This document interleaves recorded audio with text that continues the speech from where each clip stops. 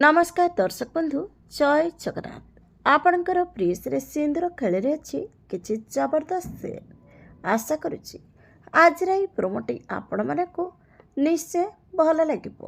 दर्शक बंधु आज रश्मि को मारिबा मल्लिका हॉस्पिटल रे पहुंची जाइथिबो। मल्लिका जेतेबेले रश्मि को मारिथिबो ठीक सेतिक बेले आद्य आसीजिबो। मल्लिका को सेठू बहुत मारी मारी बाहर को काढ़ीदेव।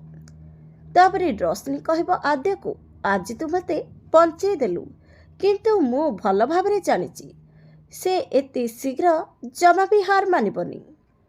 तापरे आद्य कहब मु थाउ थाउ मल्लिका तोर किछि भी क्षति करि परिबनी। हेले दर्शक बंधु कौन आद्य और रश्मि मिसे मल्लिका को उचित शिक्षा देबे देखिबा जमार भूलंतुनी।